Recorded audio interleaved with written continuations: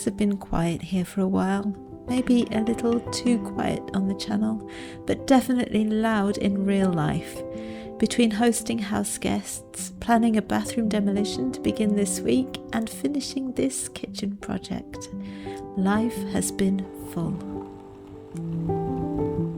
So if you've been following along with me for a while, you'll know that this kitchen renovation has been a long time coming. There have been several things about the kitchen that have been really bothering me and needed some attention, and as I'll explain later, it's a really good job we did this because it was actually dangerous and we didn't even realise. For the last few weeks I have been a little bit absent here on YouTube, but that was for a really good reason.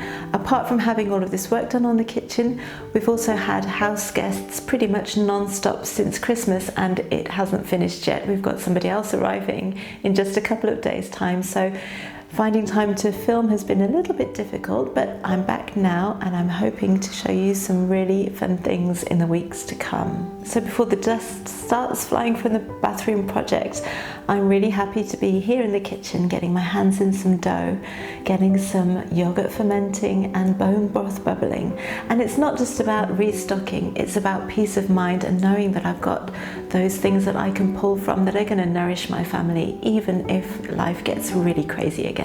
And while I'm doing the kitchen restock today, I'll be explaining the different things that we did in the kitchen and why it feels so much better in here now. Earlier on, you saw me make a cup of coffee, and that was on my new coffee and tea bar. And that has been a real game changer for us because I can now store all of our cups, plates and bowls in one place next to the table, which has freed up that cupboard that you just saw me pull the Instant Pot out of. And so I can keep all of my bulky items and some serving dishes in there, which has been really good.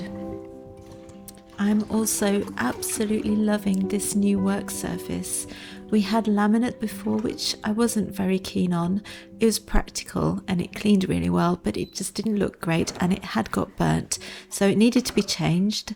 And we went with this wood work surface. I was a little bit cautious about getting wood because I thought it'd be difficult to clean and wipe down, but we oiled it really well, sanding it in between each time we oiled it, and it has turned out so well. It is just as easy to clean as the laminate. We just need to be careful not to put anything hot on there. After watching a video by This Golden Hour, I realised I could make yogurt with raw milk, and that's what I'm doing today. I'm using 3 litres of raw milk. I'm just heating it to 42 degrees Celsius, adding 3 tablespoons of yogurt starter, and I'm going to let that ferment for 12 hours, and it's as easy as that.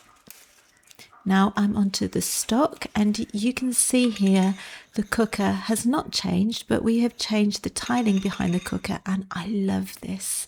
I love this chevron pattern and the nice natural stone coloured tiles, and I also am really enjoying having that rail above there so I can hang my cast iron pots and pans behind the oven so I can have them ready to hand whenever I need them.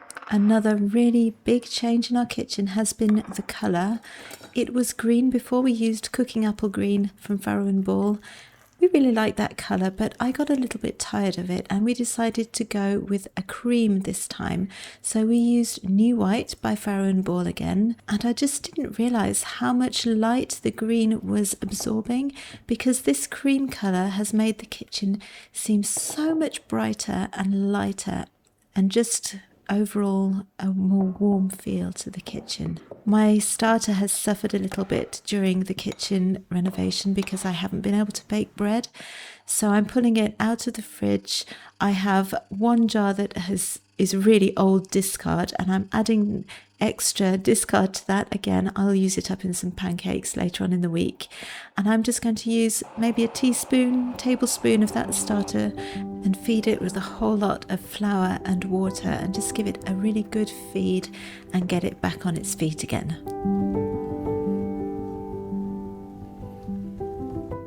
We decided to go with beadboard behind the work surface to give the kitchen a more of a cottage feel to it. We have a really old house And the kitchen, the way it was before, felt a little bit too modern for the house. And adding this beadboard has really given it a kind of a country cottage feel that I'm absolutely loving.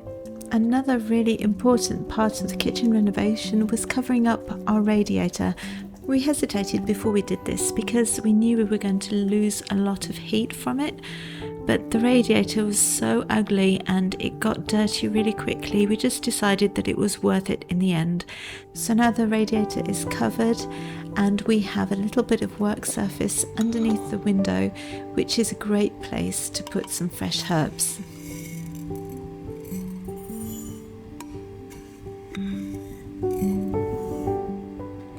Now, the final thing I'm making today are some muffins for my children for when they get home from school. And these are strawberry jam donut muffins. Let me tell you, when my son ate this when he came home, he said, "Mom, I'm eating a dream. They're so fluffy, I could sleep on them." I don't think I've ever had such a compliment for a snack I've made my children, so I really recommend you make these muffins. I'll leave the recipe in the description box below. As usual, I swap out plain flour for freshly milled flour, and it just adds more flavour and it makes it feel a little bit healthier. This recipe is very simple. You just mix all of the ingredients together in a bowl. The batter is not stiff at all, so it's really easy to mix together. I'll be sure to link the recipe in the description box below so you can give it a go too.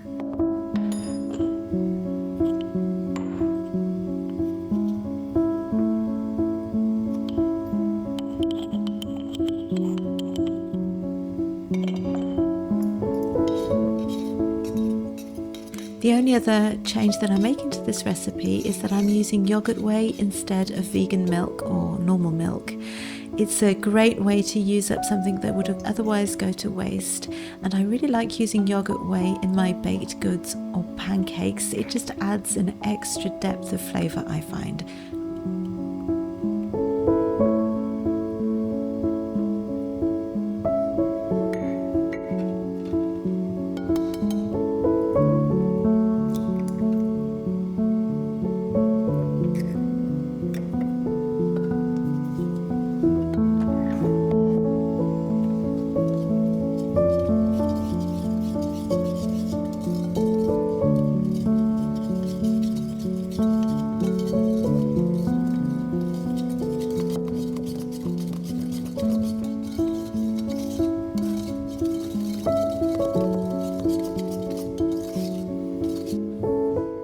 The best part of these donut muffins is what happens to the batter after it's been mixed together.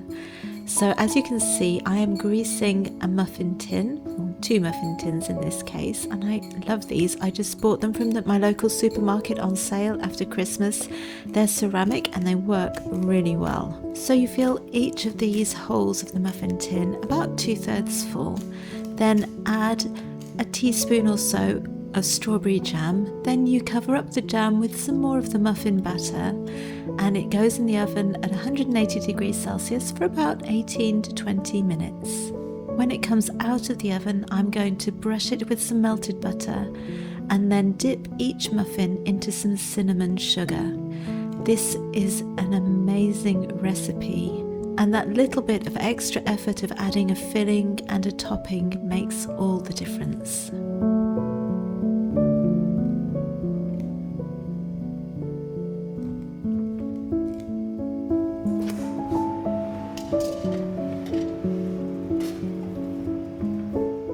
While the muffin's cooking, and before I need to get on with this washing up, I thought I'd tell you about these cupboards here behind me. Earlier on I said we were really glad we did this kitchen renovation because we realised we were actually living in a dangerous kitchen, and that was because of these cupboards. They were really bugging us because the doors were never straight, and we thought we were a bit silly because it would annoy us. Anyway, we decided to do the work and we're really glad that we did. We live in a really old house. It dates from the 1700s and none of the walls are straight.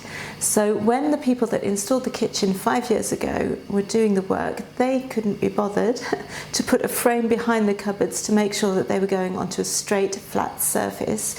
Instead, they pushed the cupboards onto the wall, and in so doing, all of the cupboards went wonky, which is why we never got the doors straight.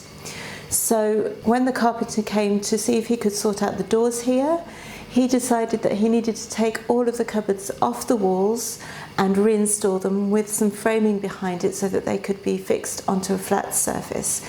And when he took the cupboards off the walls, would you believe it, he actually could remove the screws by hand. They were literally hanging on by a thread, and I just can't even think about what would have happened if one of my children had climbed up here and pulled on one of these cupboards. It could have just come off right on top of them. So we thought we were being a bit over the top, worrying about having wonky doors, but we are so glad that we did that work.